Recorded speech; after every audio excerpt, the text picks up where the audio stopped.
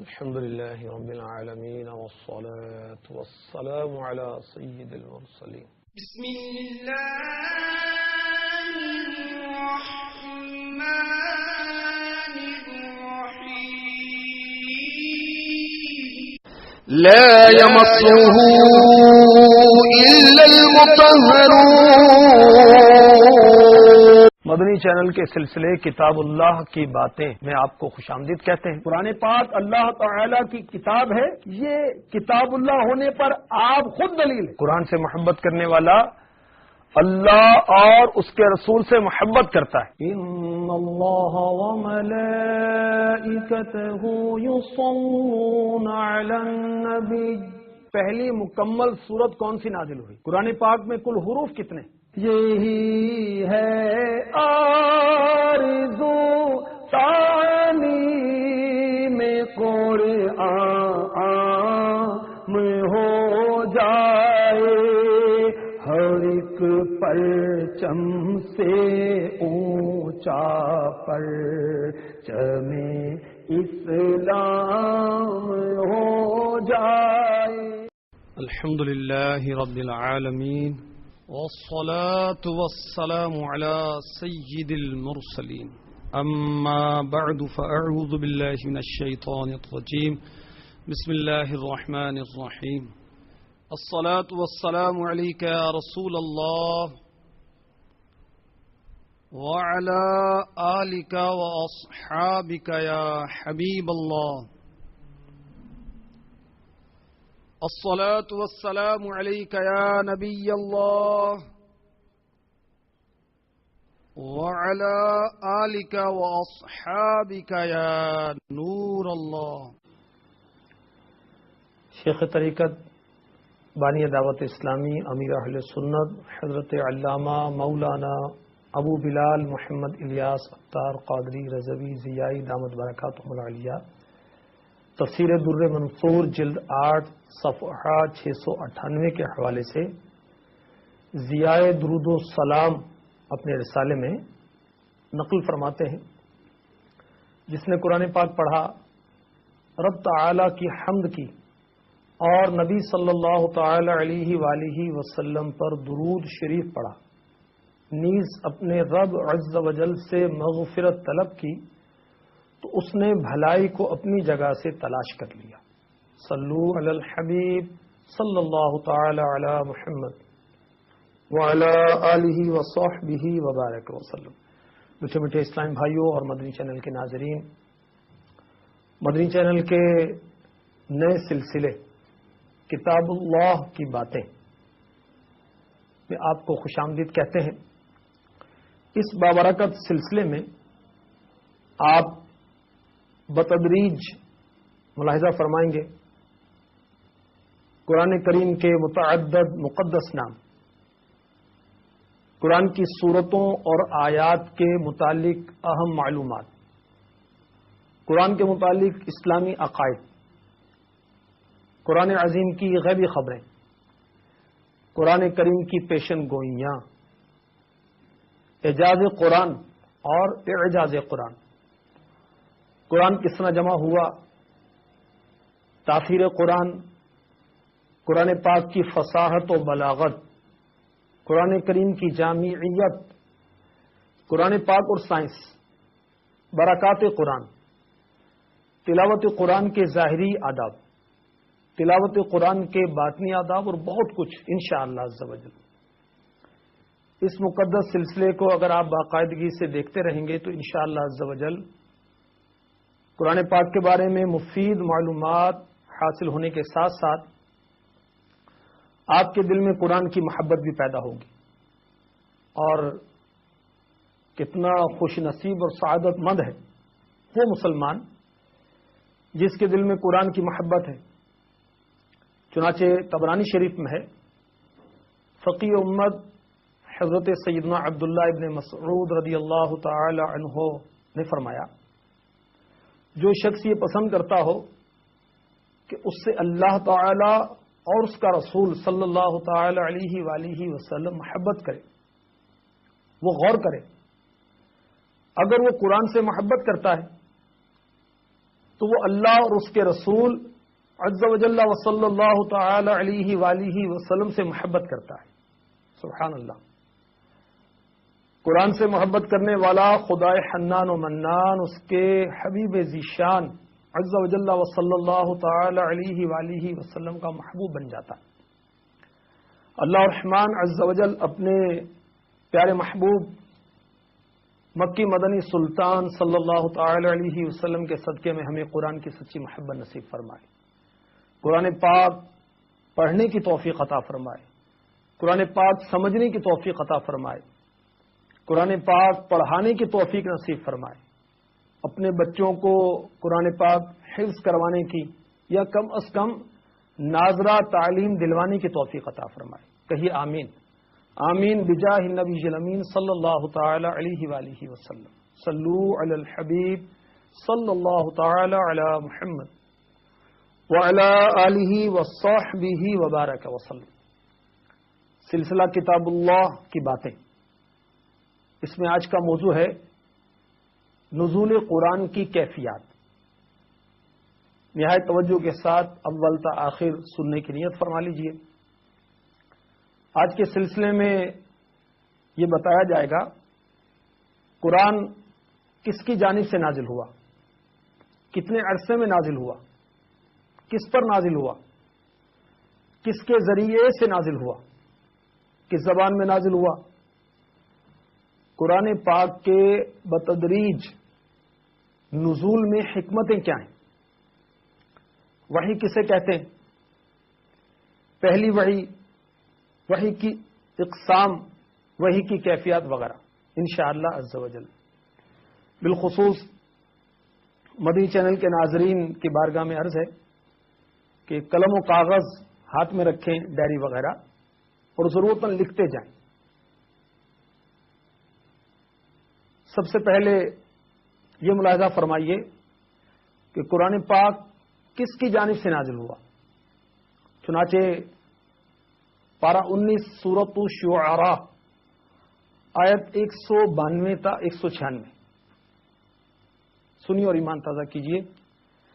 وَإِنَّهُ لَتَنزِيلُ رَبِّ الْعَالَمِينَ نزل به الروح الأمين على قلبك لتكون من المنذرين بلسان عربي مبين وإنه لفي زبر الأولين. ترجمہ کنز الایمان. اور بے شک یہ قرآن رب العالمین کا اتارا ہوا ہے, اسے روح الامین لے کر اترا تمہارے دل پر کہ تم ڈر سناؤ روشن عربی زبان میں, اور بے شک اس کا چرچا اگلی کتابوں میں. ان آیات کی تفسیر خزائن العرفان میں صدر الافاضل مفتی حافظ سید نعیم الدین مراد آبادی علی رحمۃ اللہ الہادی نے یوں کی. فرماتے ہیں روح الامین سے مراد حضرت جبریل امی علیہ السلام ہے, جو وحی کے امین ہے یعنی امانت دار ہے. قرآن ہمارے آقا علیہ الصلوۃ والسلام کے قلب اطہر پر اترا تاکہ آپ صلی اللہ تعالی علیہ وسلم اسے محفوظ رکھیں اور سمجھیں اور نہ بھولیں. مفتی صاحب فرماتے ہیں دل کی تخصیص اس لیے ہے کہ در حقیقت وہی مخاطب ہے, اور تمیز و عقل و اختیار کا مقام بھی وہی دل ہے. تمام اعضاء اس کے مسخر و مطیع ہیں. مفتی صاحب حدیث پاک نقل فرماتے ہیں کہ دل کے درست ہونے سے تمام بدن درست ہو جاتا ہے, اور اس کے خراب ہونے سے سب جسم خراب, اور فرح و سرور و رنج و غم کا مقام دل ہی ہے. جب دل کو خوشی ہوتی ہے تمام اعضاء پر اس کا اثر پڑتا ہے, تو وہ مثل رئیس کے ہے, وہی موضع یعنی مقام ہے عقل کا. تو امیر مطلق ہوا, اور تکلیف جو عقل و فہم کے ساتھ مشروط ہے اسی کی طرف راجع ہوئی. قرآن پاک کا اگلی کتابوں میں بھی چرچا تھا. میٹھے میٹھے اسلام بھائیوں اور مدنی چینل کے ناظرین، جو آیات تلاوت کی گئیں اس کی تفسیر سے معلوم ہوا قرآن پاک رب العالمین جل جلالہ کی طرف سے نازل ہوا. سید الملائکہ ان تمام فرشتوں کے آقا جبریل امی علیہ السلام کے واسطے سے ان کے ذریعے سے نازل ہوا. قلب مصطفیٰ صلی اللہ تعالی علیہ وسلم پر نازل ہوا، عربی زبان میں نازل ہوا. اور اس کا یعنی قرآن پاک کا چرچا تمام سابقہ آسمانی کتابوں توریت، انجیل، زبور وغیرہ سب میں ہے. میٹھے میٹھے اسلام بھائیوں اور مدنی چینل کے ناظرین، آئیے اب یہ ملاحظہ فرمائیے قرآن کب نازل ہوا. چنانچہ پارہ 2 سورۃ البقرہ آیت 185 میں ارشاد ہوتا ہے، شہر رمضان الذی انزل فیہ القرآن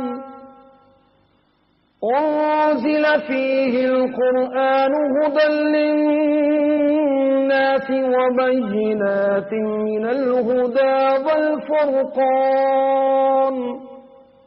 ترجمہ کنز الایمان. رمضان کا مہینہ جس میں قرآن اترا، لوگوں کے لیے ہدایت اور رہنمائی اور فیصلے کی روشن باتیں. پارہ 30 سورہ قدر آیت نمبر 1 میں ارشاد ہوتا ہے، اِنَّا أَنزَلْنَاهُ فِي لَيْلَةِ الْقَدْرِ.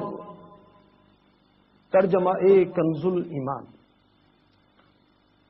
بے شک ہم نے اسے شب قدر میں اتارا. میٹھے میٹھے اسلام بھائیوں اور مدنی چینل کے ناظرین، قدر و منزلت والی رات یعنی شب قدر، قدر و منزلت والی کتاب قرآن پاک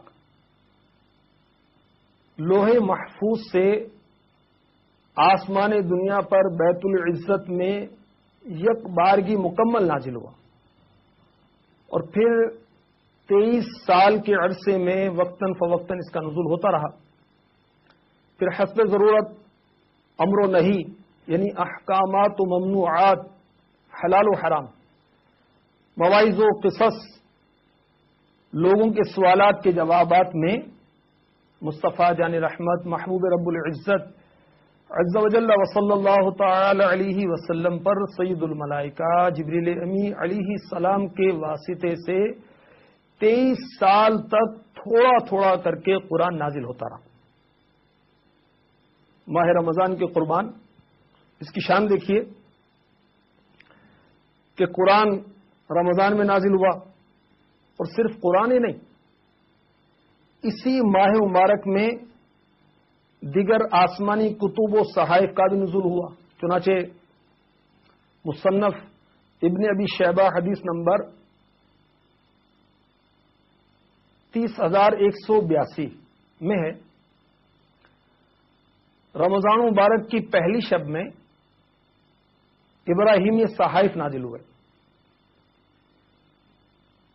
ماہ رمضان کی 6 تاریخ کو زبور شریف نازل ہوئی، اور رمضان کی 18 تاریخ کو انجیل مقدس کا نزول ہوا. صلو علی الحبیب صلی اللہ تعالی علی محمد وعلی آلہ وصحبہ وبارک وسلم.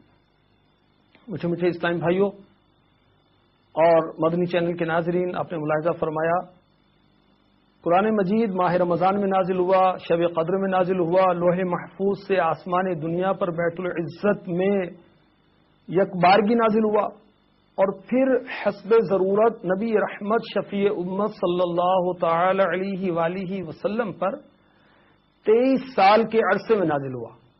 میرے آقا صلی اللہ تعالی علیہ وآلہ وسلم نے اعلان نبوت سے قبل 40 سال کے حیات مبارکہ گزاری، اعلان نبوت کے بعد 13 سال، تو یوں آپ نے مکے میں 53 سال گزارے اور 10 سال مدینہ پاک میں. تو تو اعلان نبوت کے بعد 13 سال مکے میں، 10 سال مدینے میں، تو ان 23 سالوں میں قرآن پاک کا بتدریج نزول ہوتا رہا۔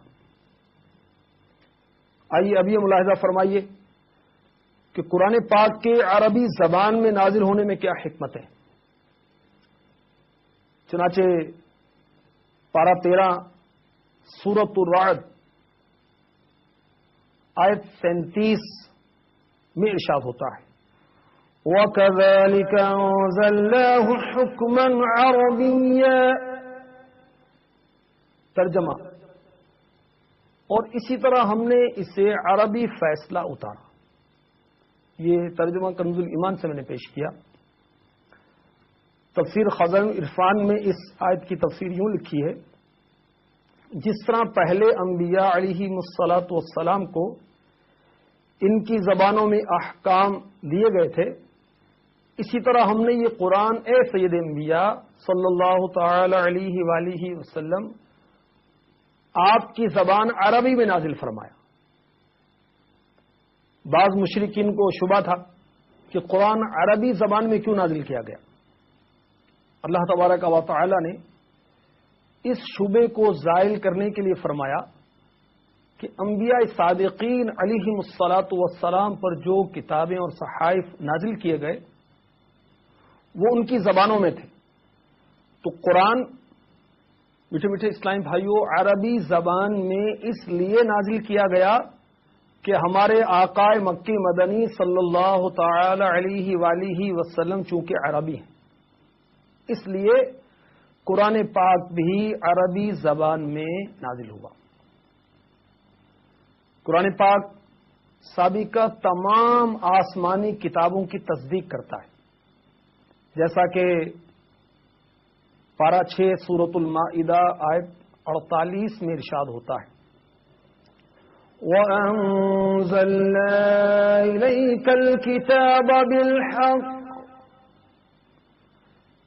الْكِتَابَ بِالْحَقِّ مُصَدِّقًا لِمَا بَيْنَ يَدَيْهِ مِنَ الْكِتَابِ، ترجمہ کنز الایمان، اور اے محبوب ہم نے تمہاری طرف سچی کتاب اتاری، اگلی کتابوں کی تصدیق فرماتی۔ تفسیر نعیمی میں قبلہ مفتی احمد یار خان علی رحمۃ اللہ الحنان فرماتے ہیں توریت، انجیل بلکہ تمام آسمانی کتب کو قرآن کریم کی تصدیق اور حمایت حاصل ہے۔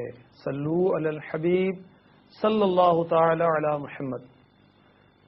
ابھی آپ نے سنا کہ قرآن پاک جبریل امی جو کہ فرشتوں کے آقا ہیں، فرشتوں کے سردار ہیں، ان کے ذریعے سے نازل ہوا۔ جبریل امی علیہ السلام کی کنیت کیا ہے، ان کے سپرد خدمت کیا ہے، یہ ملاحظہ فرمائیے۔ اور انشاءاللہ عز و جل یہ بھی عرض کیا جائے گا کہ جبریل امی علیہ الصلاۃ والسلام دیگر انبیاء کرام علیہم الصلاۃ والسلام کے پاس کتنی بار حاضر ہوئے، اور بارگاہ رحمت للعالمین صلی اللہ تعالی علیہ وسلم میں انہوں نے کتنی بار حاضری دی۔ چنانچہ نزہۃ القاری شرح صحیح بخاری جلد اول صفحہ 261 پر ہے، جبرائیل عبرانی لفظ ہے، ایل کے معنی ہے خدا اور جبر کے معنی ہے عبد، جبرائیل کے معنی ہوئے عبداللہ، تو جبرائیل کے معنی ہے عبداللہ۔ آپ کا اصل نام ہے عبد الجلیل، آپ کی کنیت ہے ابو الفتوح۔ انبیاء کرام علیہم الصلاۃ والسلام کے پاس اللہ تعالی کا پیغام لانے کی خدمت انہی کی سپرد رہی، اور بھی خدمات انجام دیتے رہو، اب بھی دیتے۔ جبریل امی علیہ السلام انبیاء کرام علیہم السلام کے پاس کتنی بار آئے، کس انداز سے آئے، اور بارگاہ رحمت للعالمین صلی اللہ تعالی علیہ وسلم میں انہوں نے کتنی بار حاضری دی، سنیے۔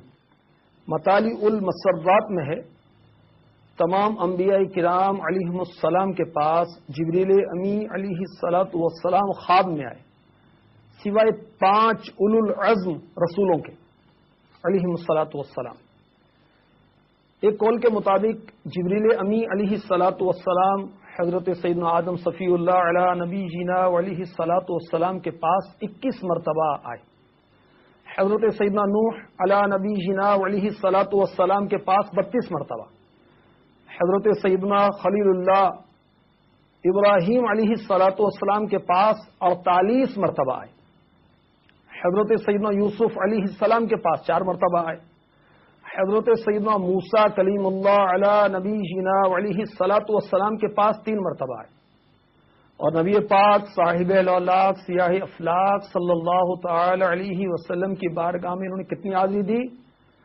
4,20,000 مرتبہ. سبحان اللہ.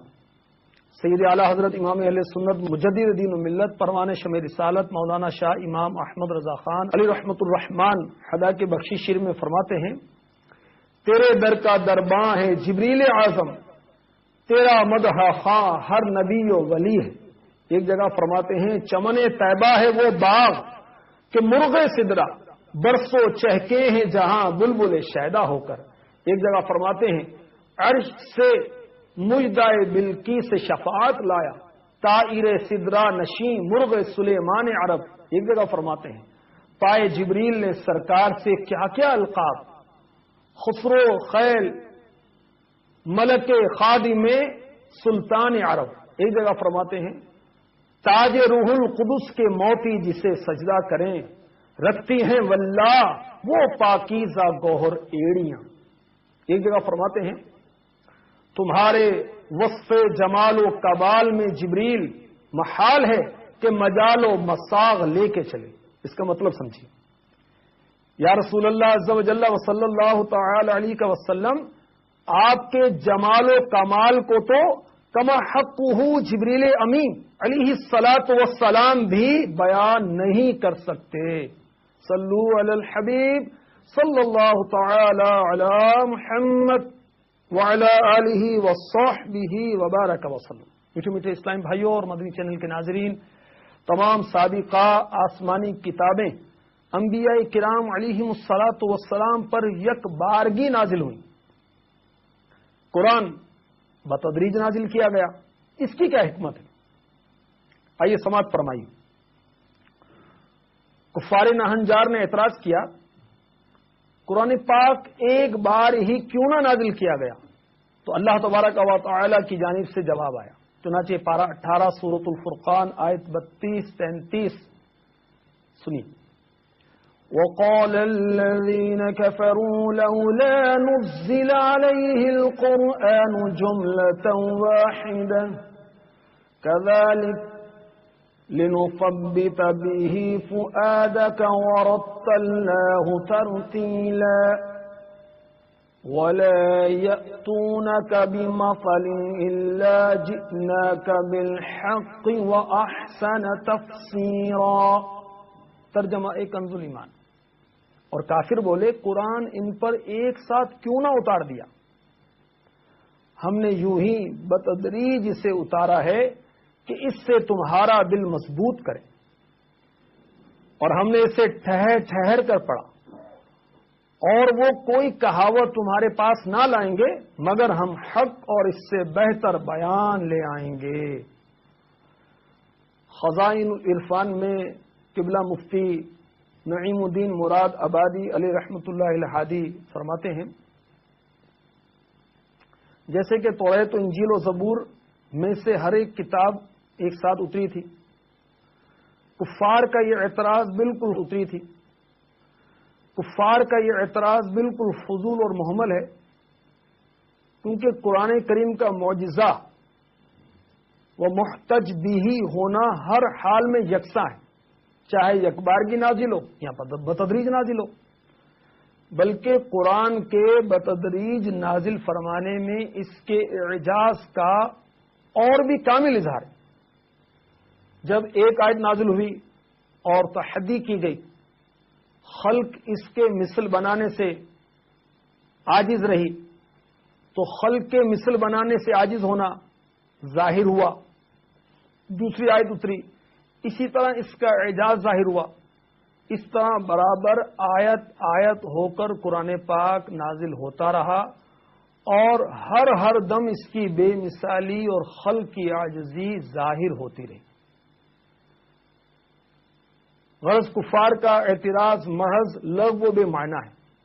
آیت میں اللہ تعالیٰ بتدریج نازل فرمانے کی حکمت ظاہر فرماتا ہے. صلو علی الحبیب صلی اللہ تعالی علی محمد. قرآن پاک کے بتدریج نازل ہونے کی حکمتیں جو علماء نے بیان کی اور کتابوں میں لکھی، سماعت فرمائیے. نمبر 1، سروے دو جہاں رحمت عالمیہ صاحب قرآن صلی اللہ تعالی علیہ وآلہ وسلم اس قوم میں مبعوث کیے گئے جو ان پڑھ تھے. لکھنا پڑھنا بالعموم ان کا شعار نہ تھا. اگر قرآن یکبارگی نازل ہو جاتا تو ان کے لیے، اس قوم کے لیے اس کو ضبط کرنا مشکل ہوتا اور ان سے اس میں بہت سی غلطیاں سرزد ہوتی. نمبر 2، جس شخص کے پاس کتاب ہو وہ اس کتاب پر اعتماد کر لیتا ہے اور اس کو حفظ کرنے میں، یاد کرنے میں تساہل و سستی کرتا ہے. اس لیے اللہ تعالی نے یک بارگی مکمل کتاب نازل نہیں فرمائی تاکہ آسانی سے اس کو حفظ کیا جا سکے اور مسلمان اس میں سستی نہ کریں. ایک حکمت قرآن پاک کے بتدریج نازل ہونے کی یہ فرمائی گئی کہ اگر مکمل کتاب یک بارگی نازل کر دی جاتی تو پوری شریعت ایک مرتبہ ہی نازل ہو جاتی اور اس پر عمل کرنا لوگوں کے لیے دشوار ہوتا. اس کے برعکس جب قرآن مجید تھوڑا تھوڑا کر کے نازل ہوا تو لوگ بتدریج احکام کے مکلف ہوئے اور ان پر عمل کرنا لوگوں کے لیے آسان ہو گیا. نمبر 4، نبی صلی اللہ تعالی علیہ وآلہ وسلم جب بار بار حضرت جبریل امی علیہ الصلاۃ والسلام سے ملاقات کرتے تو اس ملاقات سے آپ صلی اللہ تعالی علیہ وآلہ وسلم کا دل قوی ہو جاتا اور تبلیغ رسالت میں پیش آنے والی کلفتوں اور دشواریوں پر صبر اور پختہ ہو جاتا. فرائض نبوت کی ادائیگی میں آپ صلی اللہ تعالی علیہ وسلم کا شوق اور ولولہ اور بڑھ جاتا. نمبر 5، تھوڑا تھوڑا کر کے نازل کرنے سے قرآن مجید کا اعجاز اور واضح ہو گیا، کیونکہ اگر کسی انسان کی قدرت میں ایسا کلام لانا ممکن ہوتا تو وہ بھی اس طرح کی چند آیات پیش کر دیتا. نمبر 6، مختلف مواقع پر لوگ مختلف سوالات کرتے تھے. ان کے سوالوں کے جواب میں قرآن مجید کی آیات نازل ہوتی رہتی تھی. اگر مکمل کتاب اللہ یک بارگی نازل ہوتی تو یہ ممکن نہ ہوتا. نمبر 7، جب قرآن مجید تھوڑا تھوڑا کر کے نازل ہوا تو نبی صلی اللہ تعالی علیہ وآلہ وسلم چند آیتوں کے ساتھ ان کو چیلنج کرتے اور جب وہ قرآن کریم کی چند آیتوں کی مثل بھی نہ لا سکے تو پورے قرآن کی مثل نہ لانا اور زیادہ واضح ہو گیا. آپ صلی اللہ تعالی علیہ وسلم کے دل میں اور استحکام آ گیا کہ یہ قوم آپ کے معارضے یعنی مقابلے سے عاجز ہے. 8ویں حکمت، اس میں آپ صلی اللہ تعالی علیہ وسلم کی دوسرے رسولوں پر فضیلت ہے، کیونکہ دوسرے رسولوں پر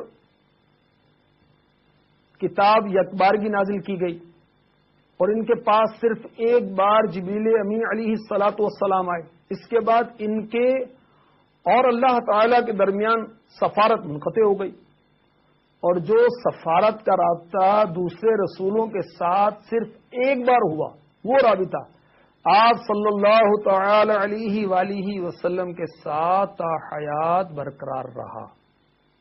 9ویں حکمت، حضرت موسیٰ کلیم اللہ علیہ نبی جنا علیہ الصلاۃ والسلام پر یک بارگی کوہ طور پر تورات نازل ہوئی تو کوہ طور محبت وحی الہی یعنی وہی جگہ، وہی اترنے کی جگہ ہونے کا طور کو شرف حاصل ہوا.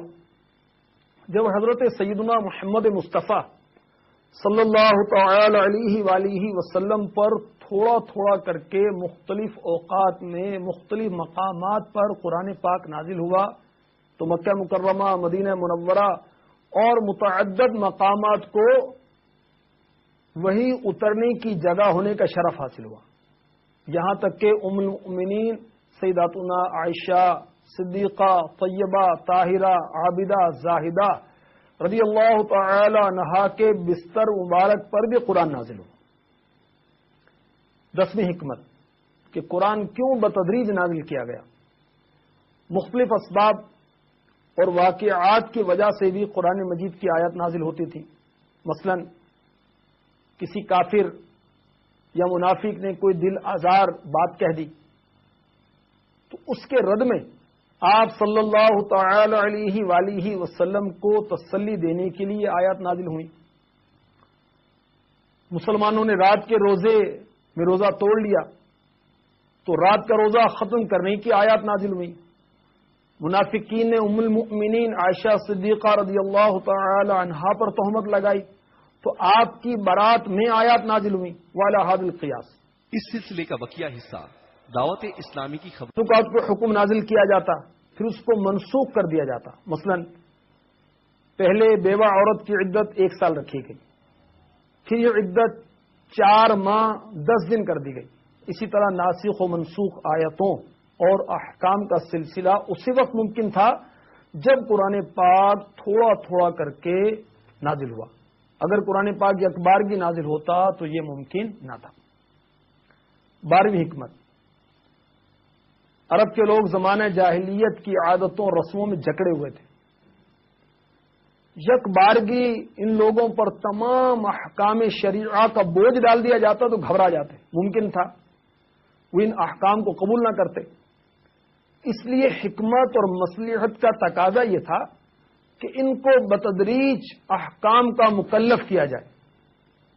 تو اس لیے قرآن پاک تھوڑا تھوڑا کر کے نازل کیا گیا تاکہ جو عادات ان میں راسخ ہو چکی تھی ان کو آہستہ آہستہ بدلا جائے۔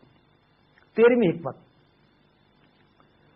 جیسے جیسے واقعات اور حوادث پیش آتے رہے تو ان کے اعتبار سے جس جس حکمت اور مصلحت کا تقاضا تھا اسی اعتبار سے قرآن مجید کو نازل کیا جاتا رہا۔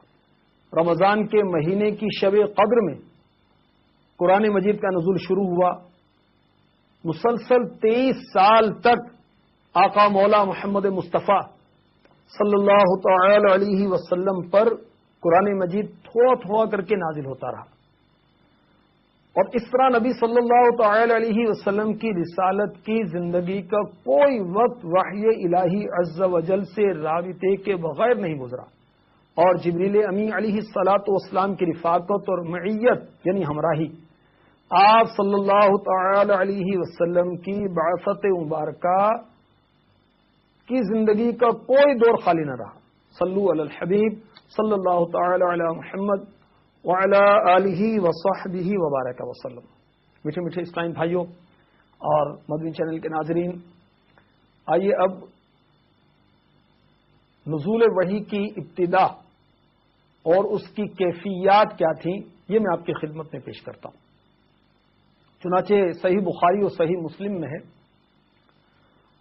ام المؤمنین حضرت سیداتنا عائشہ صدیقہ طیبہ طاہرہ عابدہ زاہدہ عفیفہ رضی اللہ تعالی عنہا بیان کرتی ہیں رسول اللہ عز و جل وصلی اللہ تعالی علیہ وسلم پر وحی کی ابتدا سچے خوابوں سے ہوئی۔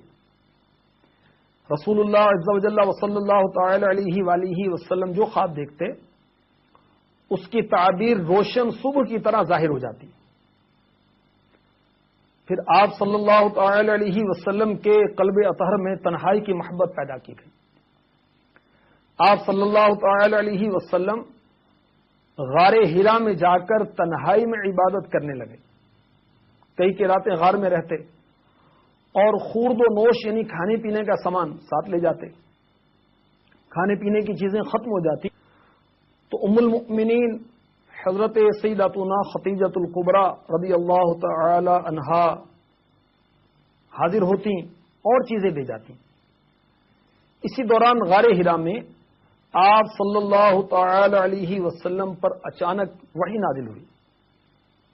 فرشتے نے آ کر آپ صلی اللہ تعالی علیہ وسلم سے کہا پڑھیے. آپ صلی اللہ علیہ وسلم نے فرمایا ما انا بقاری. رسول اللہ عز و جل و صلی اللہ تعالی علیہ وسلم نے بتلایا کہ پھر فرشتے نے زور سے گلے لگا کر مجھے دبایا، حتیٰ کہ اس نے دبانے پر پوری قوت صرف کر دی. پھر مجھے چھوڑ کر کہا پڑھیے. میں نے کہا ما انا بقاری. فرمایا فرشتہ دوبارہ مجھے پکڑ کر بغل گیر ہوا، حتیٰ کہ مجھے پوری قوت سے دبایا. پھر مجھے چھوڑ کر کہا پڑھیے. میں نے کہا ما انا بقاری. فرمایا فرشتہ تیسری بار مجھے پکڑ کر بغل گیر ہوا، حتیٰ کہ مجھے پوری قوت سے دبایا. پھر مجھے چھوڑ کر کہا اب پارہ 30 سورۃ العلق کی 1 تا 5 آیات کا نزول ہوا. آئیے یہ آیات بھی ہم سننے کی سعادت حاصل کرتے ہیں. اقرأ بسم ربک الذی خلق خلق الانسان من علق اقرأ وربک الاکرم الذی علم بالقلم علم الانسان ما لم يعلم. ترجمہ کنز ایمان. پڑھو اپنے رب کے نام سے جس نے پیدا کیا آدمی کو خون کی پھٹک سے. پڑھو اور تمہارا رب ہی سب سے بڑا کریم جس نے قلم سے لکھنا سکھایا، آدمیوں کو سکھایا جو نہ جانتا تھا. میٹھے میٹھے اسلام بھائیوں، معلوم ہوا پہلی وحی سورۃ العلق کی ابتدائی 5 آیات ہیں جو ابھی پیش کی گئی. اعلی حضرت رضی اللہ تعالی عنہ ادائے کے بخشی شریف میں فرماتے ہیں ایسا امی کس لیے منت کشے استاد ہو، کیا کفایت اس کو اقرا ربک الاکرم نہیں؟ یعنی نبی امی مکی مدنی رسول عربی صلی اللہ تعالی علیہ وسلم کو کسی استاذ کا احسان اٹھانے کی حاجت کیا ہے؟ کیا انہیں کافی نہیں؟ یعنی پڑھو اور تمہارا رب ہی سب سے بڑا کریم. سبحان اللہ. صلو علی الحبیب صلی اللہ تعالی علی محمد. میٹھے میٹھے اسلام بھائیوں اور مدنی چینل کے ناظرین، وحی کے معنی کیا ہیں یہ سنیے. وحی کے لغوی معنی ہے اشارہ، کتابت، مکتوب، رسالہ، الہام، کلام خفی. اور شرعی معنی ہیں وحی کے جو کہ حافظ ابن حجر اسقلانی علیہ رحمۃ اللہ الغنی نے فتح الباری جلد اول صفحہ 9 پر لکھا. شریعت کی خبر دینا وحی ہے. اور کبھی وحی سے اس کلام کو مراد لیا جاتا ہے جو نبی صلی اللہ تعالی علیہ وآلہ وسلم پر نازل ہوا. نزول وحی کی صورتیں کیا تھیں، اس کی اقسام کیا ہیں، یہ بھی سنیے اور اپنی معلومات میں اضافہ کیجیے. قرآن پڑھنے کا ذوق پیدا کیجیے. چنانچہ علامہ بدر الدین عینی علیہ رحمۃ اللہ الغنی نے وحی کی جو اقسام اور صورتیں بیان کی، ممکن ہو تو ڈائری میں لکھ بھی لیجیے. نمبر 1، حضرت موسیٰ کلیم اللہ علی نبی جینا علیہ الصلاۃ والسلام کا کلام قدیم کو سننا، جیسا کہ قرآن مجید میں ہے. اور ہمارے نبی رسول ہاشمی مکی مدنی محمد عربی صلی اللہ تعالی علیہ وسلم کا اللہ تبارک و تعالی کے کلام قدیم کو سننا، جیسے کہ احادیث صحیحہ میں. نمبر 2، فرشتے کے واسطے سے وحی کا نازل ہونا. نمبر 3، دل میں کسی معنی کا القاء کیا جانا. وحی کی ایک صورت یہ بھی ہے. وحی کی ایک صورت یہ ہے سلسلۃ الجرس، گھنٹی کی آواز. نہیں کہ وحی کے نزول کے وقت گھنٹی کی سی آواز پیدا ہوتی تھی. ایک صورت یہ کہ حضرت سیدنا جبریل امی علیہ السلام کسی غیر معروف آدمی کی شکل میں آ کر بات کریں، جیسے ایک عربی یعنی عرب کے دیہاتی کی شکل میں آئے. وحی الہی کی ایک صورت یہ ہے حضرت سیدنا جبریل امی علیہ السلام اپنی اصلی شکل میں آئے. جیسے حضرت جبریل امی علیہ السلام 600 پروں کے ساتھ آئے جن سے یاقوت اور موتی جھڑ رہے تھے. وہی کی ایک صورت یہ ہے کہ حضرت سیدنا جبرائیل علیہ السلام کسی معروف یعنی جانے پہچانے آدمی کی شکل میں آئے. جیسے حضرت دحیہ کلبی صحابی رسول صلی اللہ تعالی علیہ وسلم رضی اللہ تعالی عنہ کی شکل میں آئے. اللہ تعالیٰ برائے راست بیداری میں آپ صلی اللہ تعالی علیہ وسلم سے ہم کلام ہو. یہ بھی وہی کی ایک صورت ہے جو کہ شب معراج ہوئی. شب معراج میں پردے کی اوٹ سے کلام فرمایا. وہی کی ایک صورت یہ ہے کہ اللہ تعالیٰ آپ صلی اللہ تعالی علیہ وسلم سے نیند میں ہم کلام ہو. جیسے جامع ترمذی میں حدیث مرفوع ہے، فرمایا میں نے اللہ تعالیٰ کو بہت حسین صورت میں دیکھا. اللہ تعالیٰ نے فرمایا ملائے اعلیٰ کس چیز میں بحث کر رہے ہیں. نزول وحی کی ایک صورت یہ ہے کہ نبی امی رسول ہاشمی مکی مدنی محمد عربی صلی اللہ تعالی علیہ وسلم کو خواب میں کوئی واقعہ دکھایا جائے. جیسے حضرت سیدنا ابراہیم خلیل اللہ علی نبی جنا علیہ الصلاۃ والسلام نے خواب دیکھا کہ آپ اپنے فرزند حضرت اسماعیل ذبیح اللہ علی نبی جنا علیہ الصلاۃ والسلام کو ذبح کر رہے ہیں. یہ نبی کا خواب بھی وحی الہی ہوتا ہے. تو وحی کی یہ 10 صورتیں حضرت علامہ بدر الدین عینی علیہ رحمۃ اللہ الغنی نے بیان کی.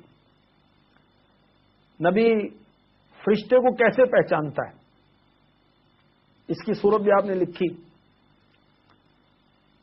فرشتہ یعنی جبریل امی علیہ السلام جو غار حرا میں میرے آقا علیہ الصلوۃ والسلام کے پاس آئے، یہ 17 رمضان کی تاریخ تھی، پیر کا دن تھا، اور میرے آقا علیہ الصلوۃ والسلام کی عمر مبارک تھی 40 سال.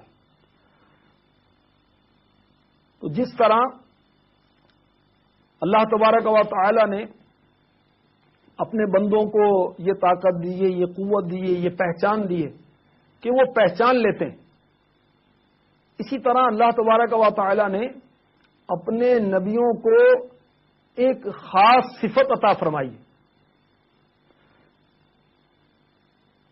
جس کے بارے میں امام غزالی رحمۃ اللہ علیہ فرماتے ہیں احیاء العلوم جلد 4 صفحہ 190 پر کہ نبی کو ایک ایسی صفت حاصل ہوتی ہے جس سے وہ فرشتوں کو دیکھتا اور ان کا مشاہدہ کرتا ہے. جس طرح بینا یعنی آنکھ والے آدمی کو ایک صفت حاصل ہے، وہ اندھوں میں ممتاز کرتا ہے، مبصرات کا ادراک کرتا ہے، چیزوں کو پرکھتا ہے، پہچانتا ہے. تو اس طرح نبی بھی فرشتے کو پہچان لیتے ہیں. سلسلے کے آخر میں آپ کو دعوت اسلامی کے مدنی ماحول کے بہار بھی پیش کرتا ہوں، اور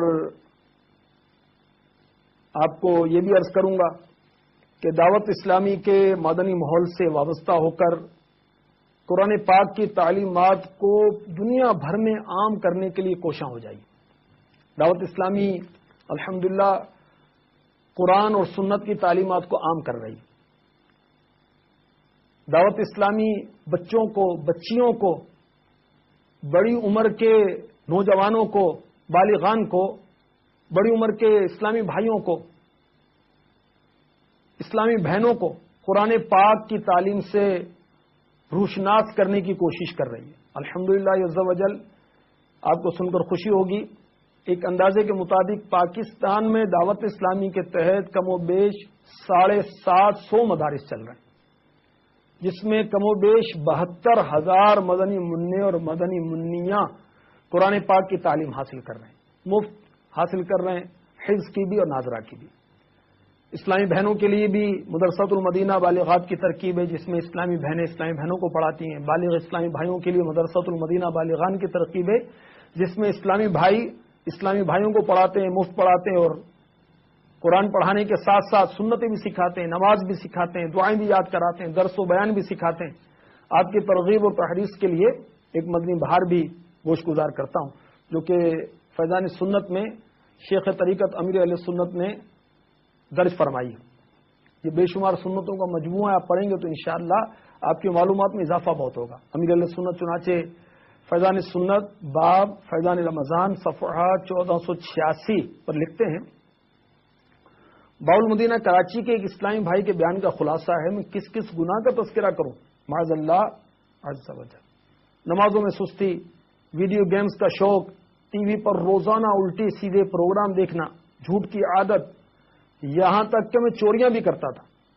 میری خوش قسمتی کہ رمضان کے آخری عشرے میں، یہ سن 2000 کی بات ہے، 1421 سن ہجری، جامع مسجد آمینہ، شکیل گارڈن، اوکھائی کمپلیکس، باول مدینہ کراچی، دعوت اسلامی کے عاشقان رسول کے ساتھ مجھے اجتماعی اعتکاف کی سعادت مل گئی۔ آمینہ مسجد کی دوسری منزل پر دعوت اسلامی کے قائم کردہ مدرسۃ المدینہ میں نے داخلہ بھی لے لیا۔ الحمدللہ عز و جل عالمی مدنی مرکز فیضان مدینہ میں ہفتہ وار سنتوں بھری اجتماع میں شرکت کرتا رہا۔ الحمدللہ عز و جل میری کوششوں سے ہمارے گھر میں مدنی ماحول بن گیا۔ گھر کے اندر مکتبۃ المدینہ کی طرف سے جاری کردہ سنتوں بھرے بیانات کی کیسٹیں چلایا کرتا ہوں۔ الحمدللہ عز و جل قرآن پاک حفظ کر لینے کے بعد تادم تحریر جامعۃ المدینہ میں درس نظامی کر رہا ہوں۔ مدرسۃ المدینہ میں تدریس کی بھی ترکیب ہے۔ اپنے ذیلی مشاورت کے نگران کے ماتحت رہ کر تبلیغ قرآن و سنت کی عالمگیر غیر سیاسی تحریک دعوت اسلامی کے مدنی کاموں کی دھومیں مچانے کی بھی کوشش کر رہا ہوں۔ صلو علی الحبیب صلی اللہ تعالی علی محمد۔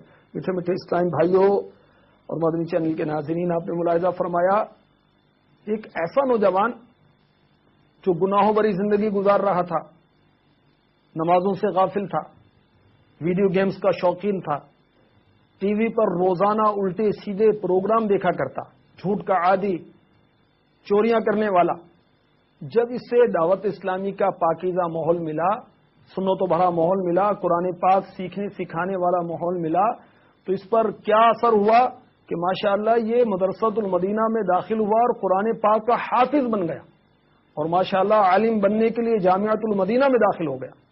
اللہ تبارک و تعالی ہم پر دم فرمائے، قرآن پاک کا فیضان ہم پر جاری فرمائے۔ اللہ تبارک و تعالی ہمیں تلاوت کی توفیق عطا فرمائے، ہم تلاوت بھی کریں، ترتیل کے ساتھ بھی پڑھیں اور ظاہری اور باطنی آداب کو بھی ملحوظ رکھ سکیں۔ آمین آمین آمین بجاہ النبی الامین صلی اللہ تعالی علیہ وسلم۔ صلو علی الحبیب صلی اللہ تعالی علی محمد۔ مجھے اپنی اور ساری دنیا کے لوگوں کی اصلاح کی کوشش کرنی ہے انشاءاللہ عز و جل۔ اللہ کرم ایسا کرے تجھے پہ جہاں میں، اے دعوت اسلامی میری دھوم مچی ہو اے دعوت اسلامی میری دھوم مچی ہو اے دعوت اسلامی میری دھوم مچی ہو، اے دعوت اسلامی تیری دھوم مچی ہو۔